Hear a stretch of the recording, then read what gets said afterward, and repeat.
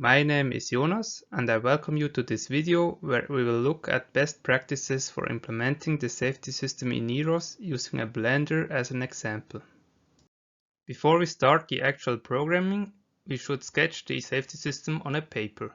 There is rarely only one, but usually many different solutions for a given system, all with different advantages and disadvantages. So keep in mind that someone else might find a solution that will differ from yours.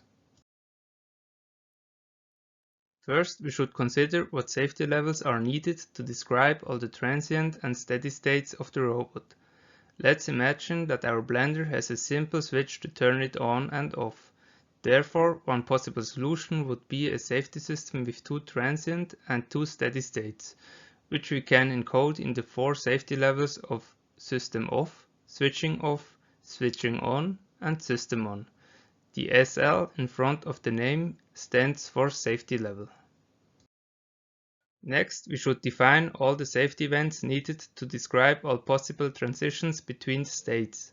For example, we could define 4 events for our Blender: do system on, do system off, and switched off. We draw the corresponding transitions with arrows. After we are done with safety events, we should think about safety critical inputs and outputs and what input and output actions we want to take depending on the safety level. An example of a safety critical input could be a small switch on the Blender that checks whether the lid is open or closed. When switching on and while the Blender is on, we check whether the lid is closed. If this is not the case, we switch off the Blender by triggering the event do system off. On the other hand, if the Blender is turned off, we don't care whether the lid is open or closed. An example of a safety critical output could be if the Blender had a brake to stop the blades from spinning in the case that someone would open the lid while it is running. Again, we can define different output actions depending on the current safety level. Now that we have an overview of our safety system, we can start programming. Since we are using the EEROS template project, we already have the basic framework of the safety system. We will now take a closer look at what we need to change and where in order to transfer our safety system from paper to code. The safety properties in the template project have the generic name MyRobotSafetyProperties. If we want, we can change this name to a more descriptive name like Blender Safety Properties. However, if we choose to rename the file, we must rename the header file and the source file, and in these 2 files the include guard, the class name, and the constructor.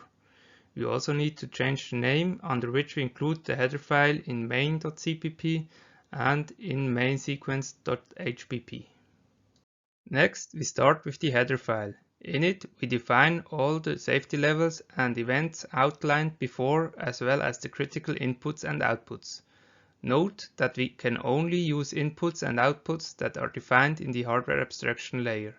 In the case of the Blender, we would have to additionally define the events switched on and switched off, the safety levels SL switching on and SL switching off, the critical input for the lid switch, and the critical output for the brake. Finally, after we have defined everything, we need to implement it in the source file. First, we need to name all the safety levels and events. Since our Blender has critical inputs and outputs, we must declare them and add them to the safety system. Then we need to add all the safety levels to the safety system in the order from the lowest to the highest safety level. Next, we need to add the safety events to the different safety levels to describe the transitions between them. It is also possible to add an event to several levels at once. Then we define the corresponding input and output actions for each safety level. After that, we define the safety level actions.